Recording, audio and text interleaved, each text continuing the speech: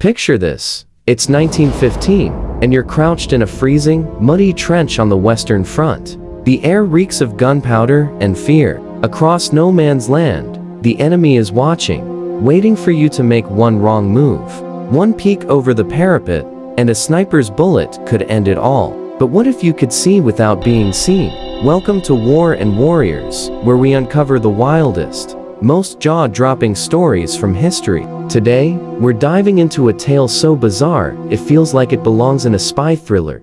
The fake trees of World War, hollow, steel imposters that hid soldiers right under the enemy's nose. These weren't just props, they were the ultimate deception, changing the course of battles. So, grab a warm drink, settle in, and let's step back into the shadows of the Great War. If you love secrets, spies, and stories that make your jaw drop, hit that like button now and stick with me. This is going to be one wild ride. Close your eyes for a moment and imagine you're there. The Western Front, 1915. The Great War has ground to a standstill. Miles of trenches snake across France and Belgium, from the Swiss Alps to the English Channel. It's a nightmare of mud, rats, and constant danger. Soldiers live like ghosts, rarely seeing the enemy, but always feeling their presence. Across no man's land, a scarred, crater-filled wasteland, enemy snipers wait, their rifles trained on any head that dares pop up. Artillery shells rain down, turning trees into splinters and men into memories. To win, you need to see. You need to know where the enemy's trenches zigzag, where their machine guns are nestled, when their troops are massing for an attack. But how do you spy in a war where one wrong move means death? Raising a periscope might give you a glimpse, but periscopes are obvious targets. Climbing a hill, there are no hills, just flat, deadly ground. The trees, though, the few left standing in no man's land, they're your only chance.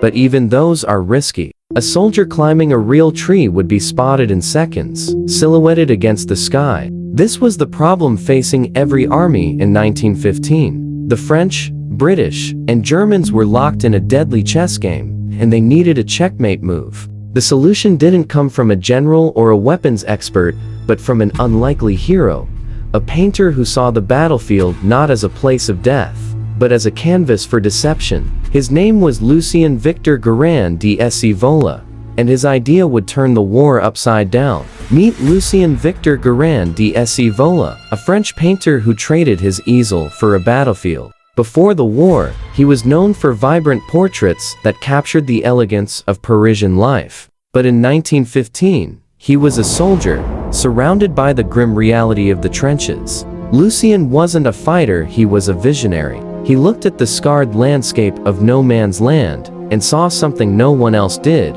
opportunity. The blasted, barren trees dotting the battlefield weren't just wreckage. They were landmarks. Both sides used them to navigate, to aim artillery, to survive, but they were also traps. A soldier climbing a real tree was a sitting duck, an easy target for a sniper. Lucien's idea was radical. Don't climb a real tree. Build a fake one. A tree so convincing it could fool the sharpest German sniper, but hollow inside, a secret hideout where a soldier could spy undetected. It sounds like something out of a comic book, but Lucien was deadly serious. He formed the French Army's section de camouflage, a team of artists, sculptors, and engineers turned masters of deception. Their mission was to create a tree so perfect that even a German officer staring through a telescope wouldn't suspect a thing. This was no small task in a war where every detail mattered. The process was meticulous.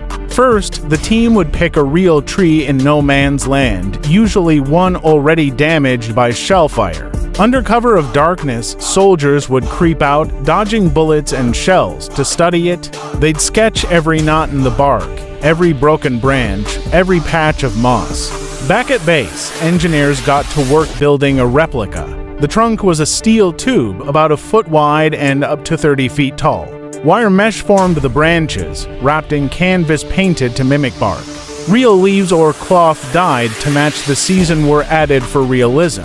Inside, a narrow ladder led to a tiny platform where a soldier could sit. hidden behind a camouflaged hatch with just enough room for binoculars, a notebook, and a telephone to call in artillery coordinates. This wasn't just art, it was engineering under pressure. The fake tree had to withstand wind, rain, and even stray bullets. One mistake, a branch that didn't sway right, a hatch that glinted in the moonlight, and the whole ruse was up. Lucien's team worked in secret, knowing that one slip could cost lives. By late 1915, they were ready to test their creation, and the battlefield would never be the same. Building the tree was only half the battle. Getting it into place was a mission straight out of a heist movie. Imagine it's 2 a.m., pitch black except for the occasional flare lighting up the sky. A team of 10 to 15 French soldiers, camoufleurs, they called them, slips out of the trench. They're carrying a 500-pound steel tree, inching through mud and barbed wire. Every step risks a sniper's bullet or a shell landing to close. Their job?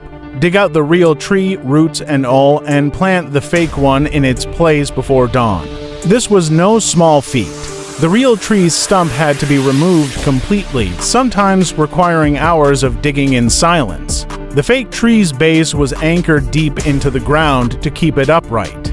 Then came the camouflage, piling mud, scattering leaves, even smearing local dirt on the bark to match the surroundings. By sunrise, the new tree had to look like it had been there forever. One wrong detail, a patch of fresh dirt, a branch out of place, and the enemy might notice. The first fake tree went up in 1915, somewhere near the Somme. It was a success. No one noticed. A French soldier climbed inside, hidden behind a tiny hatch at the base, and spent hours watching the German lines. He could see their trenches, their machine gun nests, their soldiers brewing coffee, oblivious to the eyes in the tree. With the telephone wire running back to his trench, he'd whisper coordinates, and soon, French artillery would rain down with deadly precision. The British caught wind of this genius idea by 1916.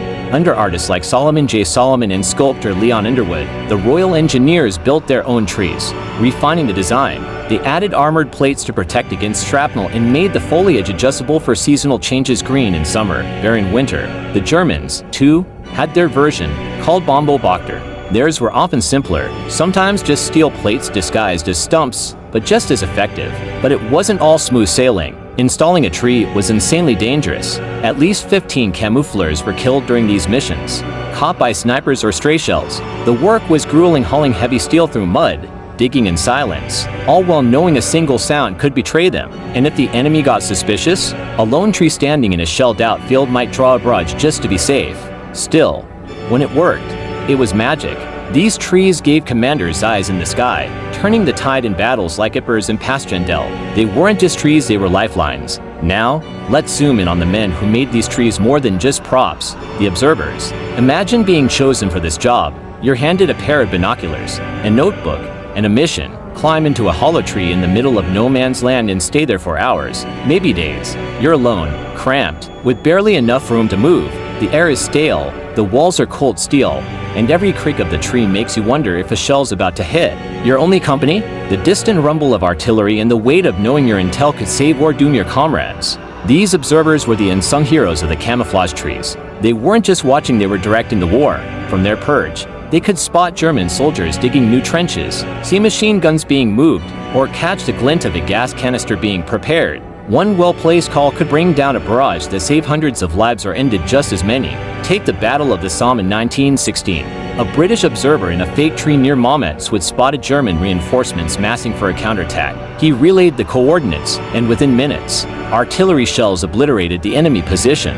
That kind of intel was priceless, turning a potential disaster into a victory. Similar stories played out across the Western Front, from Vimy Ridge to Passchendaele, where a single observer could shift the course of a battle. But life in the tree wasn't glamorous. Observers had to stay silent, sometimes for 12 hours or more. They couldn't sneeze, cough, or even stretch without risking detection. Food? Maybe a few biscuits stuffed in a pocket. Water? A canteen if they were lucky. The platform inside was so small they could barely shift position, and the steel walls offered little protection if a shell hit directly. If the enemy started shelling nearby, there was nowhere to run, just a prayer that the tree would hold. Yet these men kept at it, knowing their work could mean victory or defeat. Some even left their mark. At the Australian War Memorial in Canberra, you can see a German fake tree with graffiti scratched inside soldiers' initials.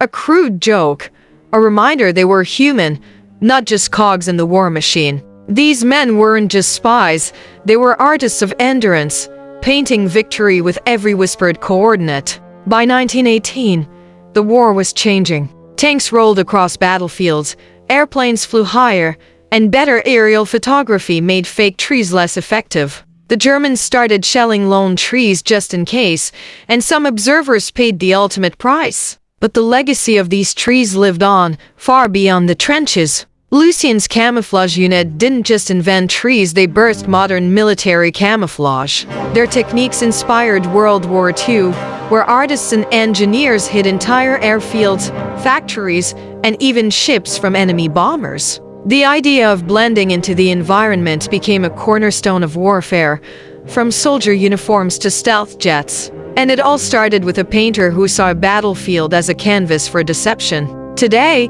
you can still see these trees, silent witnesses to a war that reshaped the world. The Imperial War Museum in London has a British one. Its rusted steel and tattered canvas a haunting reminder of the trenches. The Australian War Memorial's German tree, with its soldier-scratch graffiti, tells a story of boredom and bravery. These relics aren't just objects, they're proof of human ingenuity in the face of horror, a testament to the artists and soldiers who turned a desperate idea into a battlefield revolution.